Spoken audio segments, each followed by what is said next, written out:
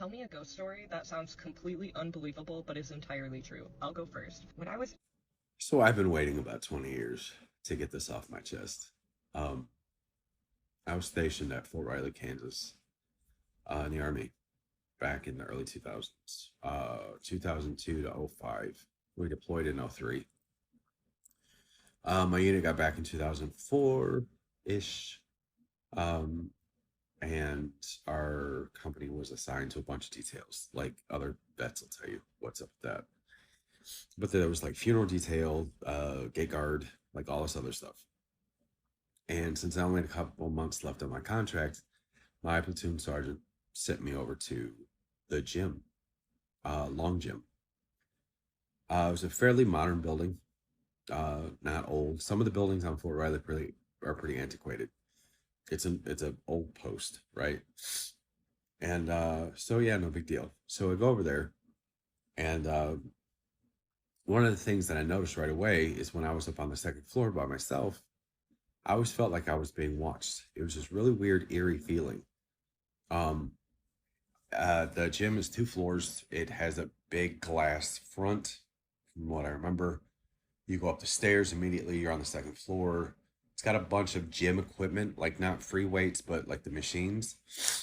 And to your left was a balcony that looked out over a basketball court on the first floor. So just for layout. And you go right in, there's a hallway, blah, blah, blah. Anyway, yeah, I always got this creepy feeling about being up there by myself. So months go by, like it's now late fall. And if you know anything about Kansas or the Midwest at all, is that in places like that, the wind never stops blowing. And in this particular night, it was cold and it was rainy. And earlier in the day, we were told that the brigade was having a mandatory fun day. Uh, that sounds as lame as it's as lame as it sounds. Where you're voluntold to hang out with them and have big fun. So the whole brigade was supposed to like play soccer and volleyball outside. Well, because the weather was so shitty that they would be bringing in the gym, so we had to clean. And if there's one thing in the military, will teach us how to clean something. Anyway, so that night it's just blustery and cold and gross, and nobody's coming into the gym because nobody's leaving leaving the barracks. Nobody's coming here. Everybody's warm. Everybody is words of warm. And so we cleaned our butts off. Like we scrubbed the place down from stem to stern, or so I thought. But anyway, me and this guy named Doherty. He's like, I'm 6'3". This guy's like 6'4", and corn fed, big boy, right? So we go up to the second floor to walk through, and he gets out ahead of me. And so just being kind of silly, but also kind of testing a theory, I shut the lights off on him as he got like halfway through the second floor. I have never seen a dude that big move that fast and that gracefully, by the way, back to me toward the light. And he was like, dude, don't turn this light off. I said, why not, James? And he was like, because I always feel like I'm being watched up here. And I was like, okay. So the night goes on, and it's about 20 minutes to close. It's almost 20 minutes to 9 or 8, something like that. And it's nasty, dark. Nobody's coming in. So I go ahead and send my crew home. We all have to be there at 7 a.m. for this mandatory fun day. So I sent them off and locked the door behind them. Well, I'm walking through the gym one last time, making sure everything's the way it's supposed to be. And I'll kiss your bare ass if we didn't miss the biggest room in the house, the basketball court. There's dust all over this floor. I'm like, oh, son of a bitch. We had managed to pull the bleachers out, but we missed the biggest floor. Anyway, no big deal. I have nowhere to go. It's a Thursday night. I remember it's a Thursday night. Ain't shit going on.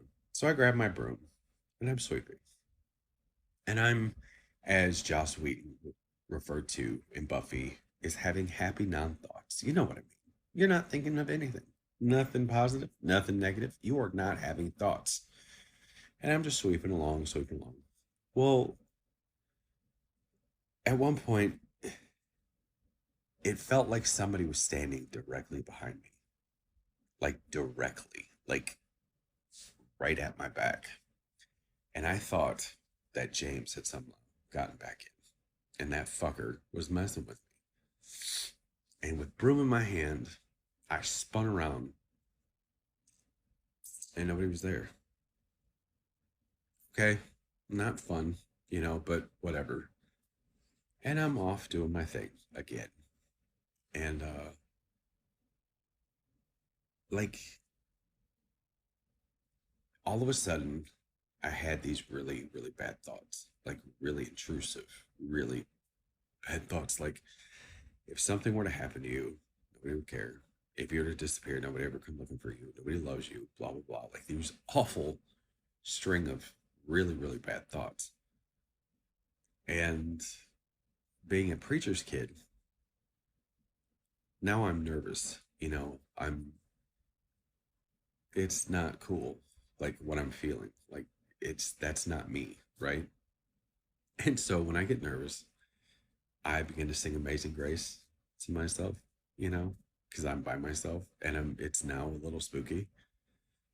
And the amount of malevolence and the amount of anger and just rage, unlike anything I'd ever experienced before in my life, was suddenly directed at me.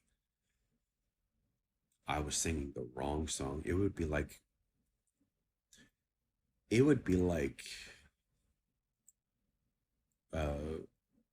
Biden showing up to a Trump rally. Bad. It was bad. It was real bad. And I closed my eyes because it hit me like a wave. And I closed my eyes for just a second. And in my third eye, in my mind's eye, the bleachers were full of people. And the balcony was full of people. And that glass wall up on that second floor looking over was full of people. And they were not happy with me at all. And I began to quote the 23rd Psalm. Though I walk through the valley of the shadow of death, I shall fear no evil, for thou art with me. And my mind switched over to when Jesus asked the madman Gadara, who are you? And the demons answered back, Legion, for we are many. And I said, okay, you got the gym for the night. And I forcibly walked to the door back into the hallway. Because I knew if I would have started running, something was going to get me at that door. It wanted me afraid. I think it wanted me to hurt myself. And I was alone and vulnerable. I put my stuff away. I grabbed my car keys and I drove back to the barracks. I got in my barracks room. I got under the covers and I called my dad. Nothing like that has ever happened to me since then. Nothing like that ever happened before. But I really, honest to God, believe something. I honest to God believe I met a demon or demons. I think those words are the same. I think they're the same thing. That's the feeling they gave me anyway. But yeah, that's my ghost story. And I don't want to have another one. So thanks. Tell me a ghost story that sounds completely unbelievable but is entirely. Okay, this story is insane. This happened to my family when I was in high school. And it sounds like it's not even real, but I promise you it is. It involves demons, exorcism, deliverance, whatever you want to call it. So in high school, we had a housekeeper. For her privacy, we'll call her Joanna. So one day, Joanna comes up to my mom and she's really distraught. And she's like, I don't know what to do. Please, can you help me? And my mom's like, what's going on? And she knew that we were Christian and spiritual. And I guess she thought that maybe my mom would know something that'd be able to help her. So she was like, we've been having a lot of paranormal, ghost, demonic activity in our house. And my mom was like, what do you mean? What's going on? So she tells my mom that everything started going crazy when one of her neighbors or somebody that she knew gifted her youngest daughter a bicycle, like a tiny little tricycle that she could ride inside the apartment. And she had two daughters. So the youngest one got this tricycle and received this gift. They were really happy. And then weird things started happening. Like She said that in the middle of the night, they would hear like the bell of the tricycle ringing, and they would like hear it like going around the house by itself when the kids were not on it. The kids were asleep in their bed. And then she would start to get up like late at night and go look and see what the noises were. And the daughters would too. And they literally said that they would see the tricycle like going around the apartment at night, riding around with nobody riding it. Things started to get weirder. The youngest daughter, who was gifted the tricycle thing, she started seeing like a little boy, like a tiny little toddler boy, like a demon, running around their house at night and playing with the tricycle and playing with her toys. And it started to talk to her and befriend her. And it would tell her to go and hide weapon, like knives from the kitchen underneath her bed. It would tell her to harm herself, to harm her sister, and different things like that. So at this point, this is when Joanna comes to my mom, and she does not know what else to do. She's like, this is a spiritual problem. I don't know if I have ghosts in my house, if I have demons in my house. I don't know what is going on. And luckily she went to my mom, because all the women in my family, me, my mom, my grandma, great grandma, we're ministers, and we know how to clean houses, cast out demons, all of that stuff. And instead of going to like a psychic or a witch or something like that to go and help her. So my mom and my grandma meet with her, and they just start talking to her and explaining to her that these are demons in your house. They're not ghosts, because when we die, we go to heaven or hell, and our souls are not trapped here on earth in some in-between realm and unfinished business. That's all baloney. So they're like, you have demons in your house, and the good thing is that these can leave when you call on the name of Jesus. So we're going to come to your house. We're going to cleanse your house, pray over your house, cast the demons out. People call it different things, but they were like, that's what we're going to do. And she was like, great, come over. So my mom, my grandma, and their friend, I'm like, this is before I'm in ministry. I'm in high school. Now I'm a minister and I do this stuff all the time, but this was like 10 years ago. So my mom, my grandma, and their friend, they go to their house, they explain the gospel, believe in Jesus, get saved, and be filled with the Holy Spirit. And then like, okay, now that you have the power of God inside of you, the power of God in your home, let's kick these demons out, because sage and crystals and waving around like plants and those things do not get rid of demons. Those things invite demons. And so we were like, the only one who has the power to cast out these spirits and send them back to where they came from so they stop tormenting you is Jesus Christ. So they're like, okay, like let's go. So they start praying, they anoint the home with oil, commanding every demon, so basically what happened, if you guys are like, how did this even happen? A tricycle. So whoever gave that tricycle, that item was cursed, that object was cursed, or that person was like a witch or a warlock, and they attached a curse and demonic spirits onto that gift and gave it to them. So whatever gifts that you are receiving, be very careful. Don't like take gifts from strangers, or especially don't take any gifts or presents or whatever from people who are involved in witchcraft, the occult, tarot cards, astrology. I used to do some of those things, and it's all really, really evil and demonic. And my story's on my page if you want to go look at that. So yeah, anyways, to end the story, it's so crazy. So after they pray and they command all the demons to get out of their house, threw away the tricycle and everything like that, prayed over the daughter, commanded all demons to leave, then the little girl is like staring out the back patio, and she was just like kept looking out the window, and my mom was like, what do you see? And she was like, the little boy and like the spirit. She was like, they're outside the door like trying to come in. And my mom was like, are they able to come in? Are they coming in? And she was like, no, like they can't cross the door, like they're not allowed back in anymore. I don't know why. And they were like, because Jesus lives in your house now, the Holy Spirit is protecting you, and there is a barrier that they cannot cross because you're covered in the blood of Jesus, and he's your Lord and Savior now. And that part of the story always gives me chills. It's so beautiful. God protects us. So there are definitely things that you can do to protect your house and clean out your house. I get so sad when I see people saying, oh, we had to move out, we had to sell the house, we were tormented for years and years. It's like, call on the name of Jesus, anoint your house with oil, get saved, and command those things out of your house. They're the ones who are trespassing, not you. Anyways, if you thought this was interesting, if you want to hear more spiritual tips, spiritual stories, go ahead and hit that follow button, and I'll see you guys in the next video. Be blessed. And I hope you know today that Jesus loves you. He died on the cross for you to have a new life. Be blessed. Tell me a ghost story that sounds completely unbelievable but is entirely true. Okay, so I'm back with another one. So same house, it's my parents' house. We actually had just moved in. We hadn't been living there maybe for a month, if that. It was the winter time when we moved in. I was very young when we moved in this house, so I just remember it was winter time because we had the heat on and we had radiators. and the radiators were just so loud and obnoxious, and they were turned all the way up, so it was like ungodly hot in my room, right?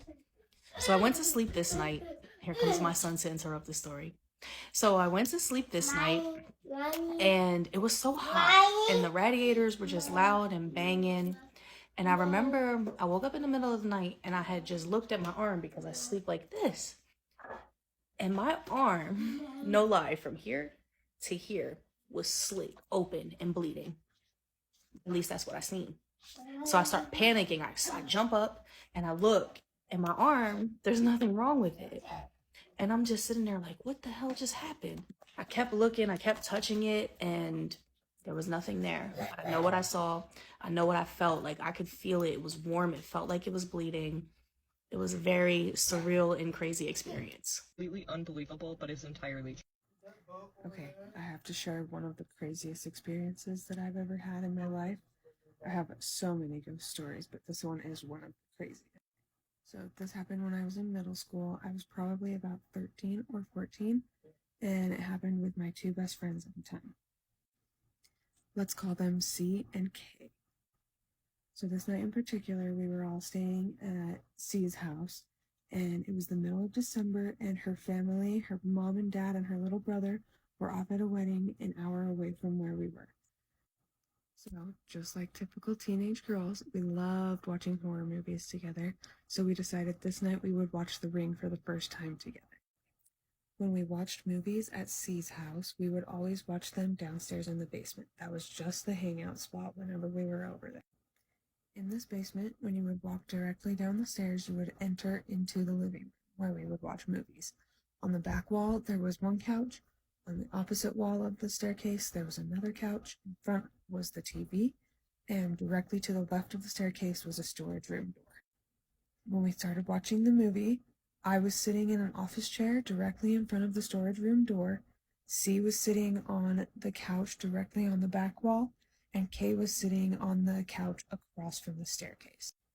We get probably a quarter to a halfway through the movie when the storage room door behind me that was closed slowly creaks open, slams shut, and slowly creaks open again. All three of us screamed, and we all ran over to the couch where Kay was sitting. For some reason, it didn't cross any of our minds to even go and check into the storage room to see if anything was in there. So we all just curled up on that couch together and put a blanket over us and called it good. We continued watching the movie, and at one point, I distinctly remember all three of us sitting in a row, texting on our flip phones to who knows who. At that moment, while all three of us were mid-text, all of the power in the entire house, including all three of our cell phones, goes out and turns off. As we are sitting there bewildered and confused to what is going on, all of the power and our phones turn back on, and C's mom runs down the stairs asking if we're okay. We thought nothing of this and just told her, yeah, we're okay, we don't know what happened, and she went back upstairs. Don't ask me why, but for some reason we decided to finish the movie, and at this point it's probably 11 p.m., so it's time to take Kay home. At this age, we just walked everywhere we would go, so we were just going to walk Kay home this night, since she only lived about 10 blocks away from C's, and then I was going to spend the night with C. We all get our coats on and get our shoes on and walk upstairs to go let C's parents know that we're going to be walking Kay home. When we get upstairs, there is nobody in the house. It is dead silent. All three of us are so confused because her mom just ran down the stairs a few minutes ago asking us if we were okay. When we get outside, we see that it is a snowstorm outside and there's a fresh layer of snow on the ground. C's parents' truck was not home and there was no footprints in the snow whatsoever. They did not come home from the wedding yet. As weird as this was to us, we didn't think twice about it and continued walking Kay home. On our way to Kay's house, we were walking down the main street and there was a runner coming towards us. So all three of us split the way, let the runner go by, turned around. There was no nobody there. After we got Kay safely to our house, C and I booked it home. We booked it as fast as we could, ran inside, locked those doors, and tried our best to get a good night's sleep. Since that day, nobody can pay me enough to watch the ring again or mess with anything to do with the ring. After this experience, there is no way. Story time on how I came to believe in spirits and the paranormal and all of that. When I was 9, my grandma passed away, my mom's mom. They were besties. I was really close with my grandma, and I'm besties with my mom, and it was just our thing. We'd all hang out together, and she would talk to my grandma probably, I don't know, 10 times a day. Like, they talked on the phone all the time, and if they weren't talking on the phone, we were actually all together. Needless to say, when she passed away, my mom took it really, really hard.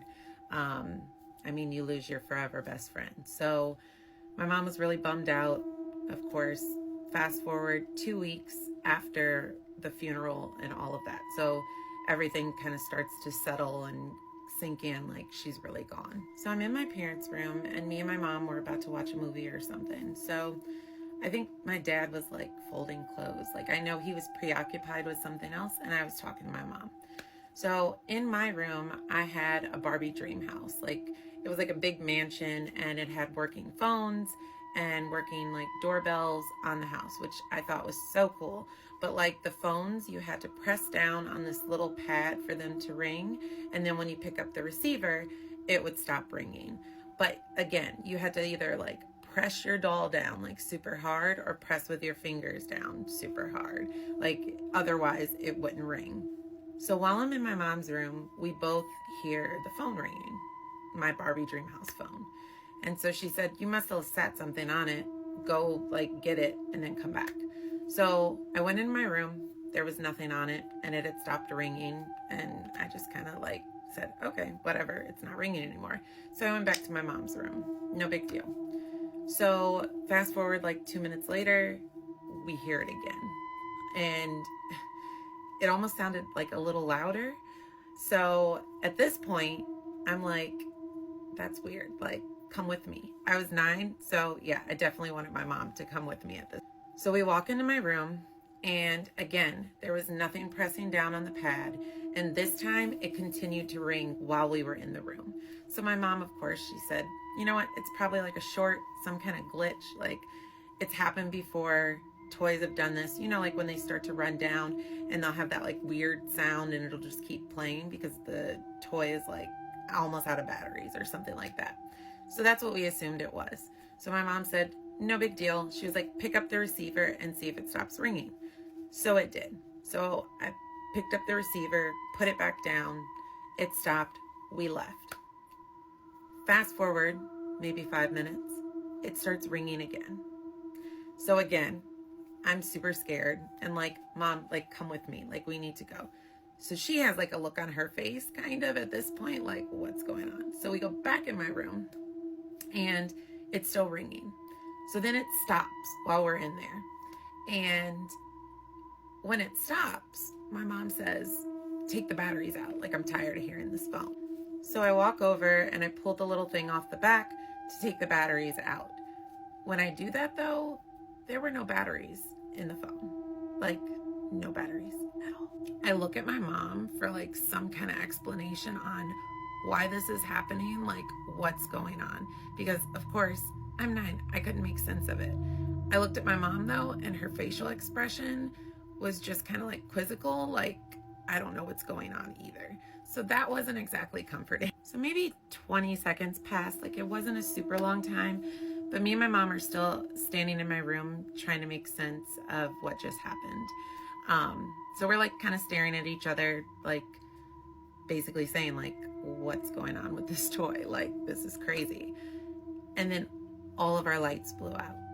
Every single one of them on like the ground floor, like where our bedrooms were in the living room and all that stuff. They all blew out at the same time. Like blew out, like and blew out. All of them.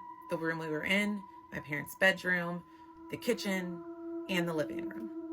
Like, how do we explain that? So at this point, my dad was just kind of like, oh, wow, there must have been some kind of short or some kind of issue.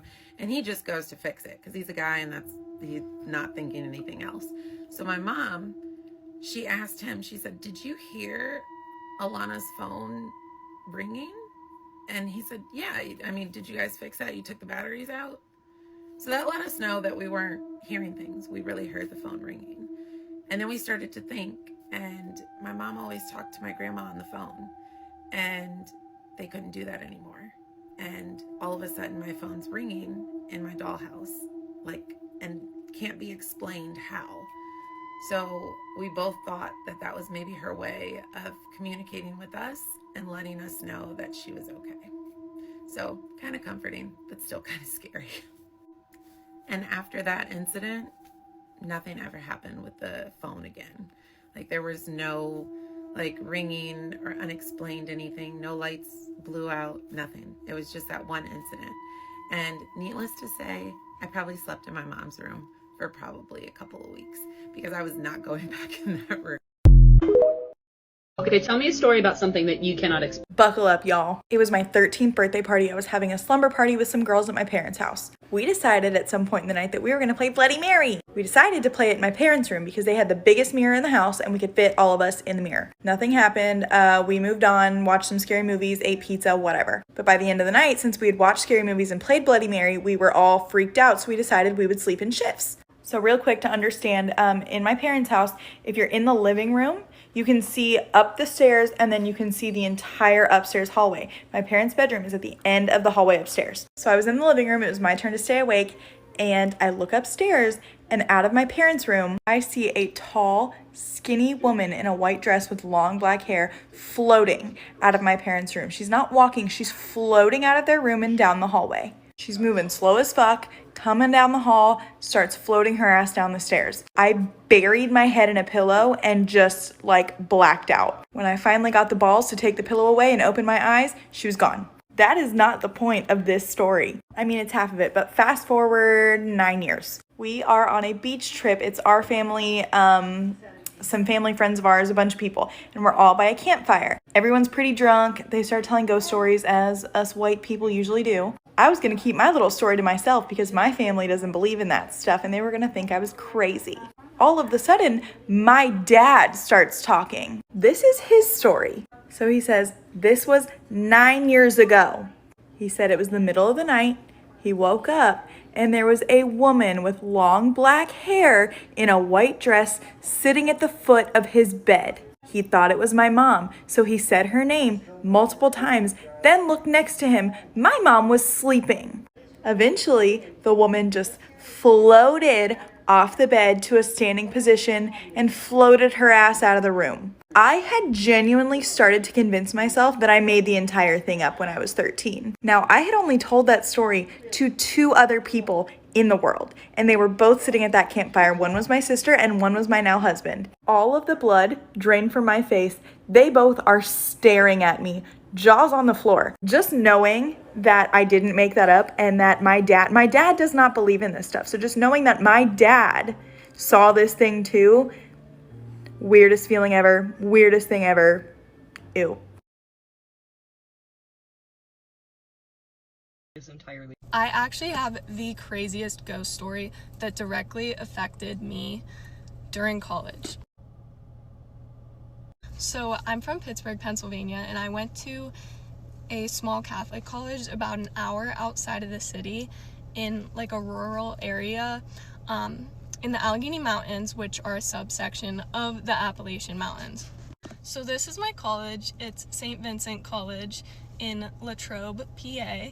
And as you can see, we have a basilica, like a church, on campus. We also have a monastery with monks and priests. Some of them are even our professors. And it's a beautiful campus. I had a great 4 years, but I am convinced that this place is haunted, and it's honestly an open secret. Even the religious congregation and stuff, they don't deny it. So the faculty and staff and even alumni and students have ghost stories and urban legends that they tell about the school, and they're just kind of a fun part of the campus culture, but there is actually like a lot of spiritual energy on this campus, mainly because there's a large religious influence, but also our dorms are right against a decently sized cemetery. My sophomore dorm was actually right up against it. And so what happened to me lasted a little bit over a year. It actually went from my freshman year into my sophomore year. So now you have the background on my college campus. But what happened to me was just a bunch of consecutive events. It wasn't like one big thing. And there was, of course, like a peak where things got pretty intense. So my freshman dorm had these things called pods, where just big living spaces for the same gender. So you had about 10 rooms on the outside of the pod, and then you had a living area and bathrooms and showers in the center. So there were anywhere from like 15 to 20 girls living in one pod. In our pod in particular, I experienced a lot of weird things from the start. Showers turning on whenever you walk into the bathroom. There was always knocking late at night within the walls. And this isn't coming from another room. Like, they were cinder block walls. You cannot knock to the other rooms, and it would also jump from wall to wall. Our rooms had really heavy wooden doors, and I remember this because whenever you would close them, like, it would kind of click, so you knew the door was completely shut. And all the time my door would just like open up. Also my closet, we had like closets that opened like this, like you pull them open. I would be sitting in bed doing my homework or schoolwork, and the closet doors would just like crack open or like slowly open while I'm sitting there, and I'm watching it like with my own two eyes. So one night I decided to have my guy friends over, and I had like one guy friend in particular, but these were like his friends. So they came to see my room and everything, and they were sitting up against my bed or like my desk, and I had a picture framed above my desk, and it had like the glass cover on the front. And so we're just sitting there talking, and this is like mounted to the wall, like it's not coming off. This picture, like, I very much loved this picture and did not want it to fall off the wall. So we're sitting there, and there is a guy directly under the picture. It just like all of a sudden comes off the wall and breaks, and it wasn't even hanging there. It like was like boom, like off the wall. Everybody stopped what they were doing and were like, what the hell? But we were like, whatever, that can be explained. Then one night, me and my roommate are walking through the graveyard just to go on a walk, because that is our scenery. And I'm saying bye to my roommate. I'm like, I'm gonna go over to my guy friend's dorm so we can study for this chemistry test. So we're just sitting in his room studying. I'm kind of close to the door, and we hear like a single knock on the door, and we're like, oh, let's not answer it. What if it's a RA? Like, we don't want to get in trouble. There's alcohol in the room. So we ignore it. 15 minutes later or so, there's 2 louder knocks on the door, and we're like, okay, is someone playing a prank on us? So we wait a little bit, and then we open the door, no one's there. We're like, okay, someone's messing with us. Some more time passes, okay? And all of a sudden there's 3 loud knocks on the door, and I'm right by the door. I swing it open, and no one is there. Like, no one would have time to run away from the door. We would have heard them, we would have seen them. We're so creeped out, we get out of the room and we go to like the other rooms in his pod, and we like are like, hey, like, are you pranking us? These guys are like in bed. No one's up or hanging out in the living area. Everyone is like, no one's messing with you. What are you even talking about? We didn't hear any knocks. Fairly true. Okay, so True. I'll go first. When I was Okay, my turn.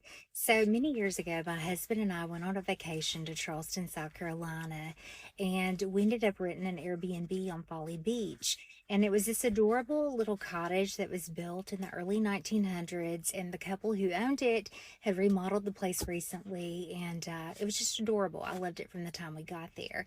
But I did have an eerie feeling the whole time we were there that we weren't alone and that we were being watched.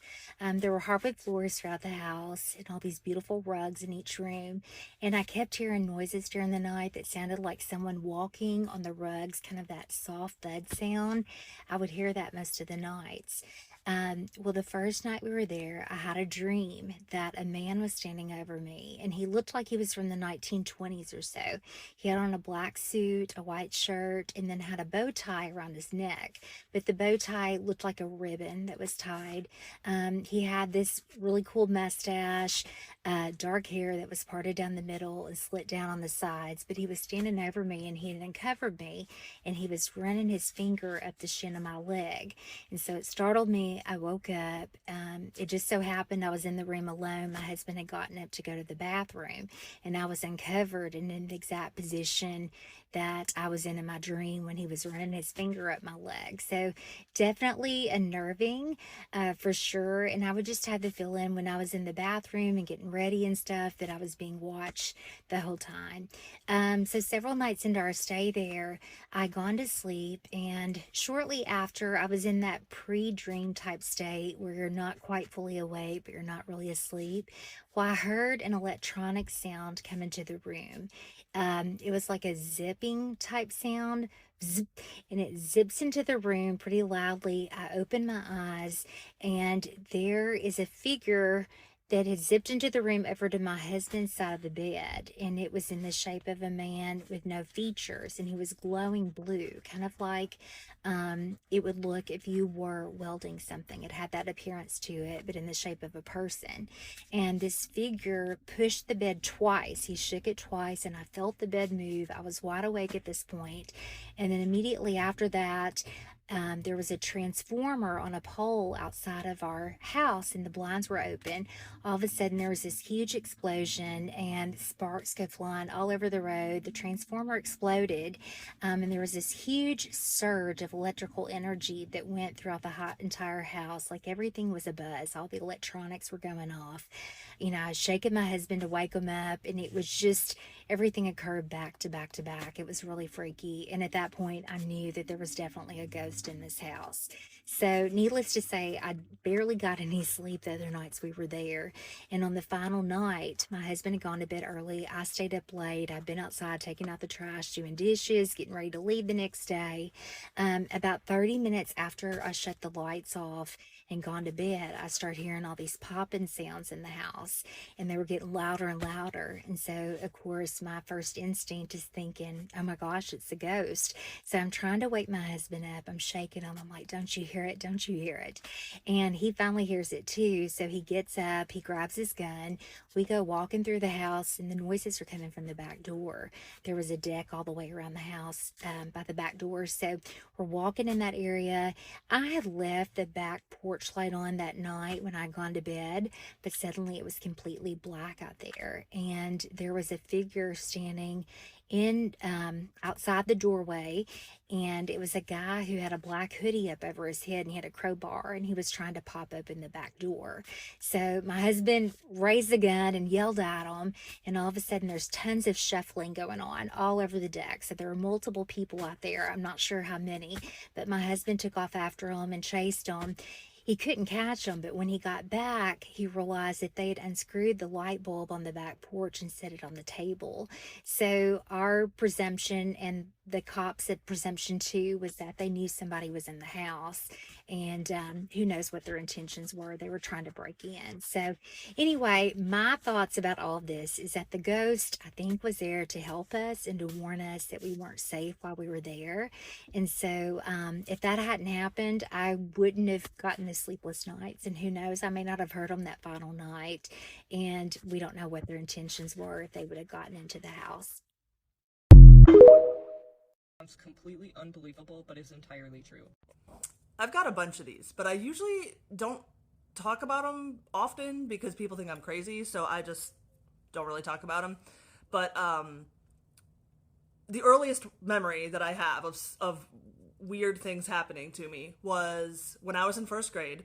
One of my best friends, she was born very ill. I don't know exactly what she had, but she was very, very small. She was in a wheelchair. She couldn't walk on her own. She had an oxygen tank. By the time she was in first grade, I think she'd had 6 or 7 surgeries already. So she was quite ill. But she was one of my best friends. We read together all the time. We both would bring books out to the playground and we would sit and read, or whatever game we were playing, we would play over by the side so that she could, be as involved as she could be. Like, she was great. I loved her. We were really good friends. Unfortunately, we didn't ever really hang out outside of school because she was quite ill. So I didn't really hang out with her. Like, she didn't come over to play or anything like that. But at school, we were always sitting together in school, at lunch, on the playground, all that stuff. And then at some point during the school year, she had another surgery coming up. And it was supposed to be a routine surgery. It was something that she had had before. Again, I don't remember exactly what it was, but it was a surgery. And her mother had come in and kind of explained a little bit to us what was going to happen. She was going to be out for a few weeks. So the class had, written little, like, get well cards and, like, all these little gifts and trinkets and that kind of thing. And then a couple days later, or a week later, something like that, it was a weekend, and I remember being like, man, I really miss my friend. And I remember waking up in the morning and going downstairs, getting something to eat, or whatever kids do in the morning.